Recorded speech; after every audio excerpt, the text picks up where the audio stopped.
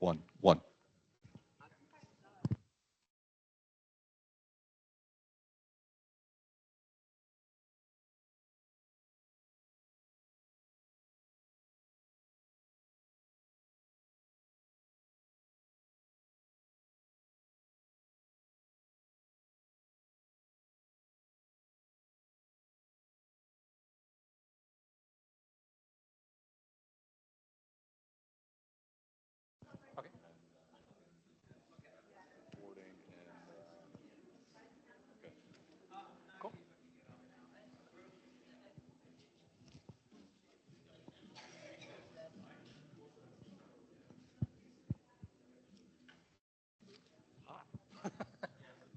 Yeah. Got a sauna over here, right? Yeah, right.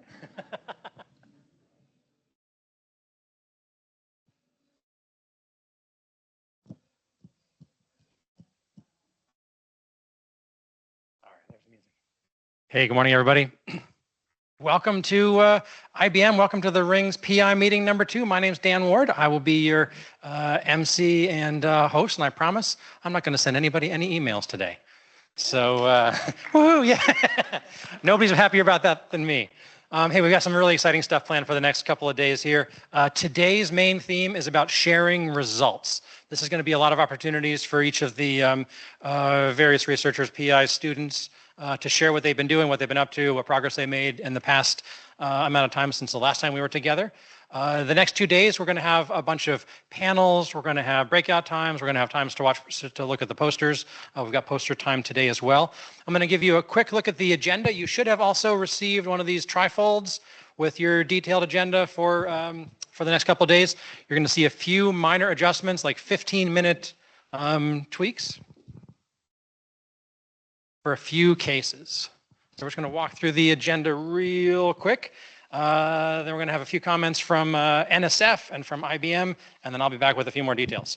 Okay, minor change today. The synthesis panel is going to start at 3:15, not 3:30.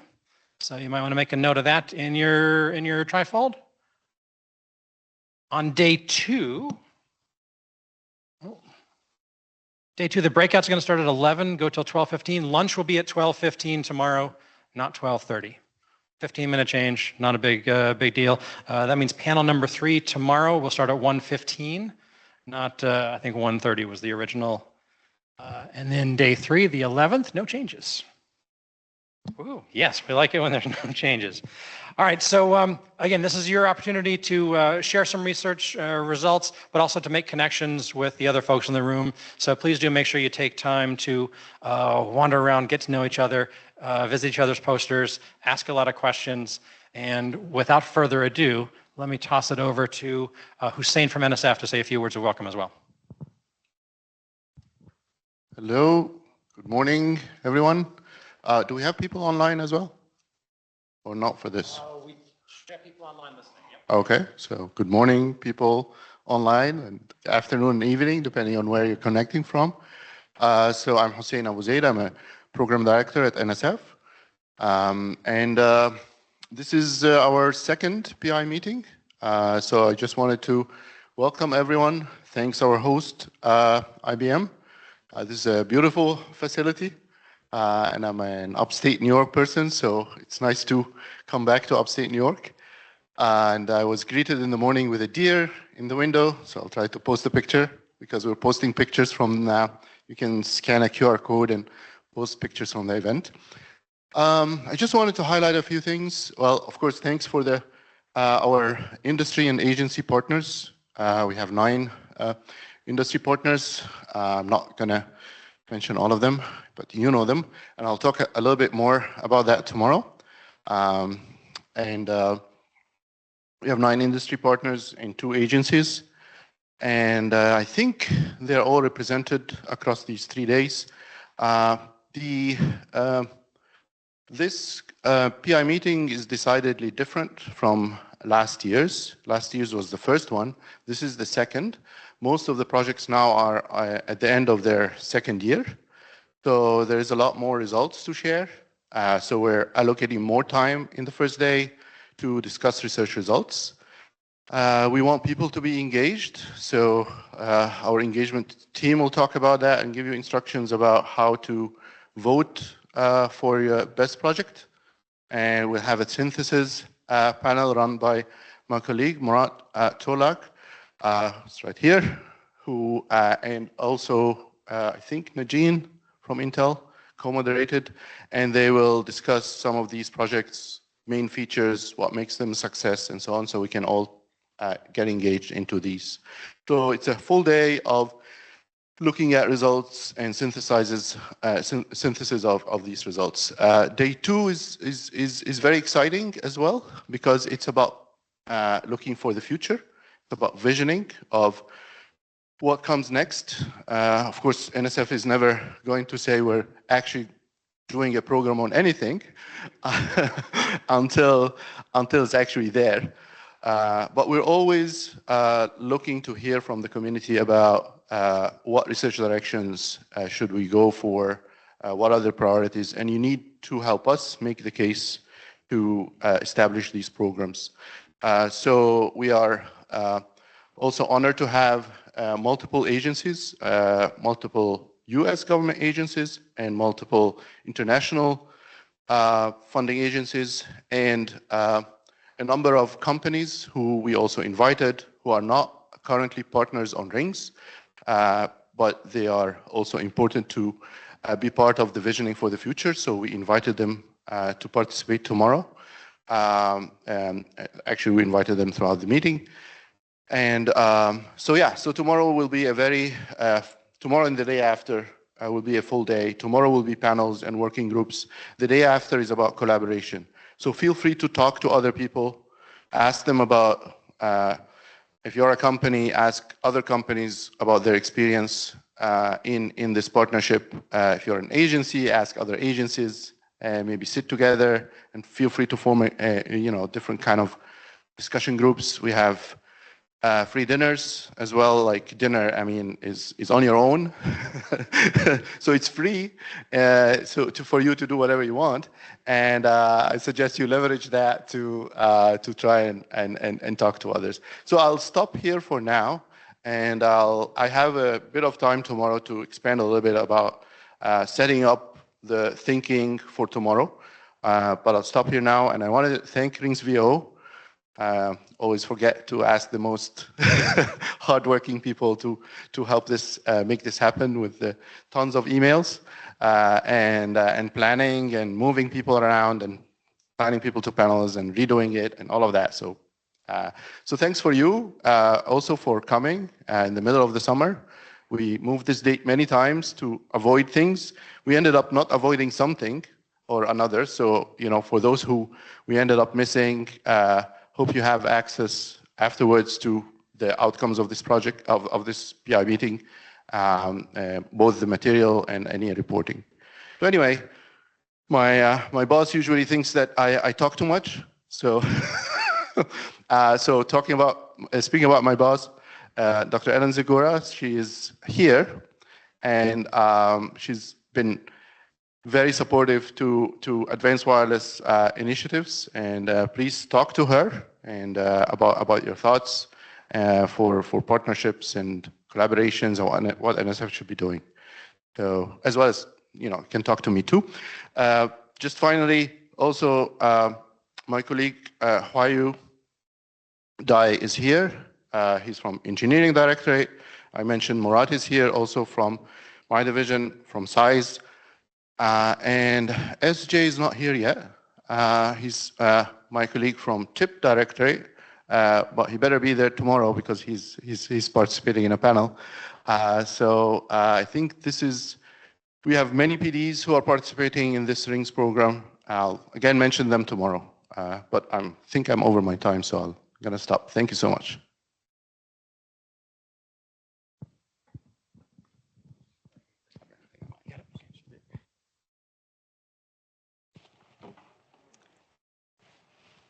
Let's see, is the mic on? Can you hear me? All right. Good morning, everyone, and welcome to IBM Research. Welcome to Yorktown Heights. Since I have you all here as a captive audience, I thought I'll take a few minutes before you dive into the exciting agenda that the team has put together to just give you a quick introduction to IBM and IBM research. So as many of you probably already know, IBM is an enterprise company. All our customers are large to medium-sized enterprises. Think insurance industry, banking industry, healthcare industry, retail. Many of those are regulated. And so the needs of these customers in these industries drive very much our product portfolio as well as our research portfolio. We operate business in 3 segments. We have infrastructure, which is all of our systems, the mainframes, the storage systems, power systems. We have software, which is where we develop our AI tools, security, those types of things. And then we have consulting, which is where we work with our clients to help them on their technology adoption journey and accelerate their ability to get value from their technology investments. So IBM Research itself is a small portion of the company. We're about 3,000 out of 270,000 total in the company, so it's a small fraction of them. Scientists, engineers, developers, designers, working across a wide variety of areas, and I'll take you very quickly through some of them. You're here at the research headquarters, the Watson Research Center, but we are a globally distributed organization with labs all across the world. We've always had a very close connection with academic research. Actually, I should have probably taken a moment to introduce myself. So I am Sudhir Gowda, and that reminded me, I'm the Director of Academic Research here at IBM, and I also lead an exploratory science strategy. And to make the point, we have always had a very close, you'll see a lot of the locations of our labs are in fact either co-located or started very close, in close proximity to a major university campus. And so partnerships such as this in rings, collaborating with, partnering with the NSF, with other industry partners, with other agencies to fund academic research and have a healthy and vibrant ecosystem where these different communities can interact around requirements, around directions, around potential emerging technologies is very, very important to us. Just to give you a sense as well, research has always been led by an eminent or a very accomplished scientist or technologist. The current director is Dario Gil, who reports directly into the CEO, Arvind Krishna, who was a former director of research. So we're very closely tied into the agenda of the company as a whole. Our mission is to be the organic growth engine of IBM and to create what's next in computing. And for our 75-year history, we have always kind of threaded this balance between doing fundamental scientific research, but also having a portfolio of applied research that can translate very quickly into business value for the company. Our current focus is sort of captured here. We're looking at what's next in computing, and we view it in the form of a few different computational fabrics, if you will. You have the traditional digital fabric, represented here by bits. You have a computational fabric inspired by the brain, by neurons. And then we have computation that is leveraging quantum mechanics in the form of qubits. And we also work on hybrid cloud platform, which is a way to then manage all of these different computational fabrics for different application areas so that our enterprise clients can actually utilize these across their different applications. So a quick word about our investments in semiconductors. We do not manufacture semiconductors. We used to have factories. We don't have factories anymore.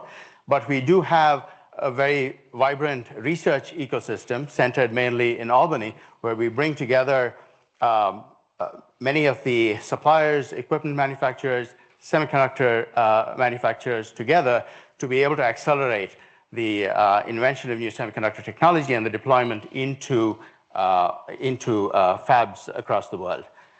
We do that in partnership with government as well. In addition to, of course, what we're doing in the US, we also have collaborations outside of the US with various governments to enable and promote their semiconductor ecosystems.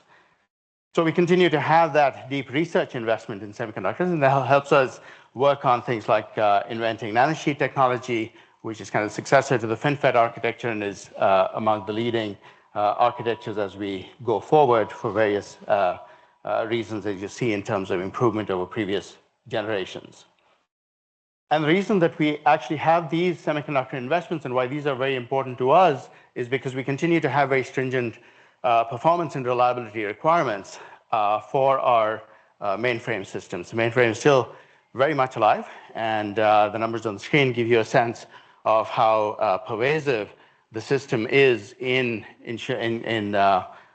particularly in industries like finance. So it is a big franchise for us that we continue to invest in and develop. Going to a little bit to the neuron aspect of computation, we also work on developing hardware AI accelerators, and you see a few there on the screen that are various stages of development and deployment. But these are accelerators that we've developed here within research and that have been making their way into our production systems over the last generation or so. If you all have, and I believe you will have an opportunity to tour the Think Lab as a portion of the visit, you will see some of these, some of what I'm showing you here, and you'll have the opportunity to ask more questions and dive into more details. I'm flying through this a little bit, but I'm cognizant of time, and I want to make sure we stay on time. Continuing on AI from a software and platform perspective, our AI Watson X platform is really how we bring AI to our enterprise clients, and it has a few different layers. WatsonX.data is all about data management. A lot of the current LLMs, as you know, are trained mainly on the data of the internet. On the lower right, which might be a little bit small for you to read, that's of course just a fraction of all the data that's there. There's a huge amount of data that's sitting within our enterprise clients behind their firewalls in their data centers. And what we're working on is ways to bring all of that to bear as well, for value for these clients. So there's the data layer. There's the WatsonX.ai layer, which are the tools that allow you to develop models, train models, deploy models across a variety of infrastructure types, including edge. And there's the governance layer, very important for a lot of our customers, as I said, who are in the regulatory space around things like verifiability, provenance, indemnification, explainability, all of these different aspects of AI. We recently announced the formation of the AI Alliance, bringing together a number of companies and universities across the world, really with this mission of trying to co-invest together in technologies, AI technologies that are open, that are going to be made widely available. Because again, the idea being that technology that is of such importance and that has such value, it does not make sense to have that locked up by a few entities. And so this is our approach to making sure that there is a very broad, openly accessible AI development environment, AI models, all of the different aspects that you would see in a typical AI application lifecycle. Going to quantum for a moment. Again, it may be a little bit difficult for you to read, but you can find also all of this online. This is the roadmaps that we publish online, and you'll see that we have kind of a research and innovation roadmap, and it's coupled to a product development roadmap. We've really been investing on the quantum computing side of it very seriously for about a decade now. You'll see investments in hardware on the processor and a roadmap across that going out for the next decade, but you'll also see the investments on the software layers that are needed in order for developers to utilize the platform. And we also invest heavily in education and skills development for this new form of computing. We work very closely with our clients on their use cases, things around simulation, around optimization, and you'll see a list of various clients and some of their specific interest areas. This is all around developing use cases of the highest value for this new form of computation, even as we're developing the systems and the software enablement for the platform. And that brings us back to kind of hybrid cloud. All of our clients have extremely diverse IT properties in terms of their services, their applications, the infrastructure that they run on, not just from the type of infrastructure, but also whether it's on-prem or public cloud, private cloud, there's a huge diversity. And so through Red Hat and our hybrid cloud offerings and our hybrid cloud research agenda, it's all tailored to making the consumer experience, meaning the enterprise experience in being able to adopt and use these technologies somewhat seamless and efficient. So and one last point is bringing hybrid cloud back together with AI, and it's very important for us that both those aspects are together easily consumed by our clients. And so we've been working on this sort of a multi-cloud computer for AI, where you're able to have this single system level view of a multi-cloud computer across all of the different stages of the life cycle of the AI model, right? Whether it's data preparation, the training, the model deployment across different use cases, bringing that all together seamlessly, both from a hardware infrastructure perspective, but also from a software stack perspective.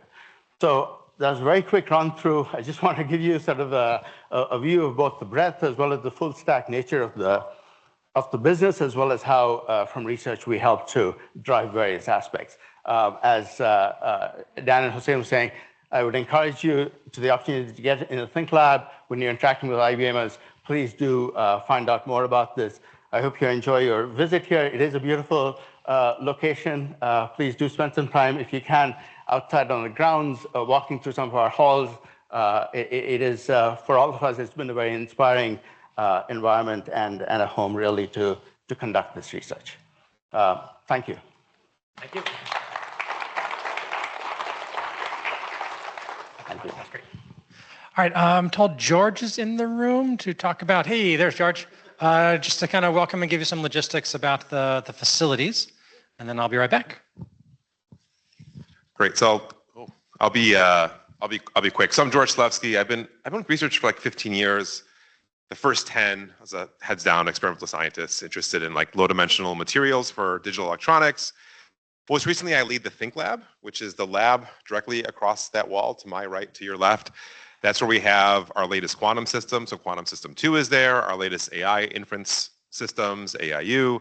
You'll also see semiconductor wafers, and we can also demonstrate all of our latest AI models. It really is a physical embodiment of the strategy that Sudhir articulated just a few minutes ago. So do spend some time in there. I'll be in there. Folks on my team will be in there. Logistically, so this is a secure site. So obviously the lobby, this room, the Think Lab, you're free to roam. There's also restrooms, so men's rooms are here. Ladies' rooms are below the stairs. There's a non-gendered room below the stairs as well. But if you leave the lab, you need to have an IBMer with you as an escort. So keep that in mind. You'll be able to leave anyways because it's badged, but nonetheless, you'll need an IBMer escort. If there's a fire alarm, which there won't be an alarm, so if it rings, that means there's a fire. So just go out the front door the way you came in and just go to the second parking lot in the highly unlikely event that there's an alarm. And yeah, I think that's it. I mean, enjoy your day. This is, as Sudhir said, this is a really amazing place. This building is like 50% laboratory space, 50% office space. We have a full clean room where we do a lot of prototyping, and we build all of our quantum processors there, and tons of metrology. It's a very cool space. And like I said, spend as much time as you can in the Think Lab, because essentially all of our technology is represented there, from infrastructure to models, AI, quantum, et cetera.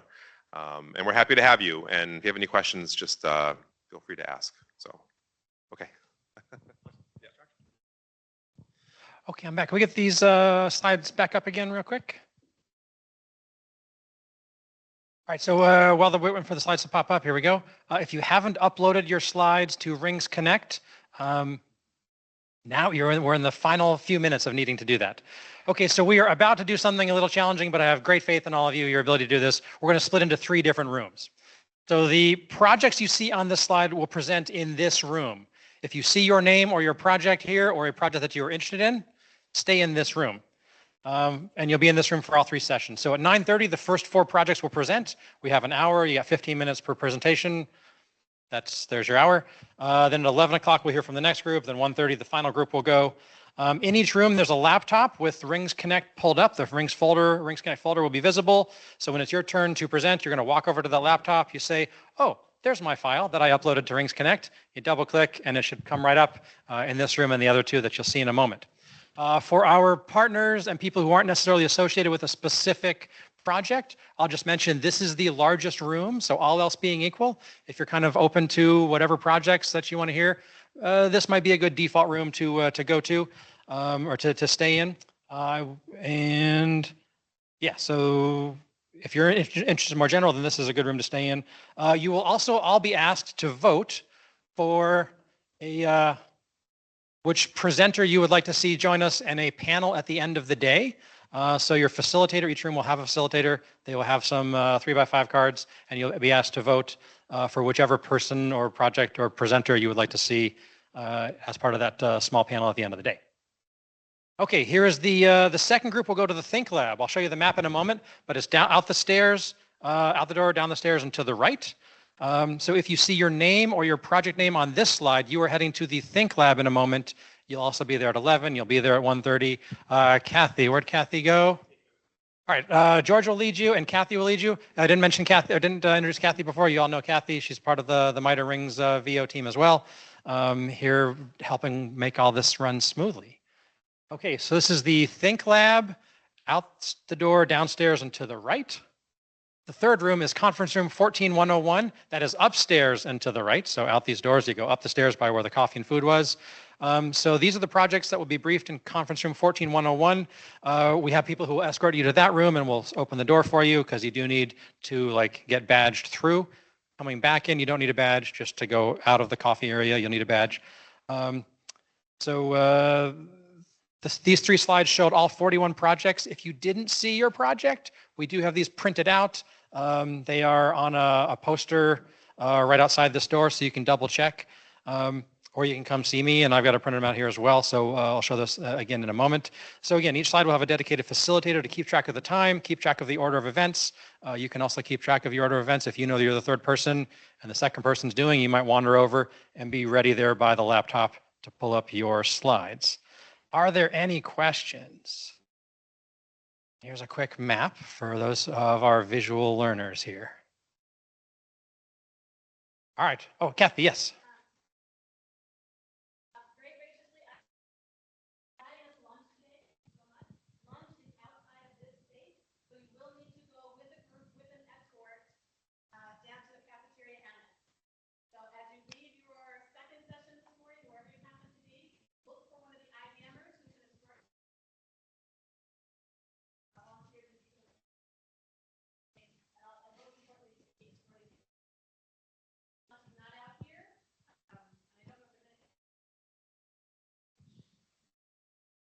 Right.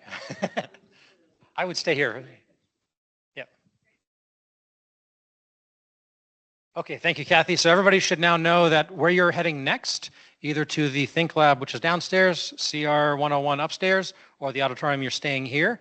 And most importantly, where we're heading for lunch, over to the cafeteria annex. All right, ready, set, go.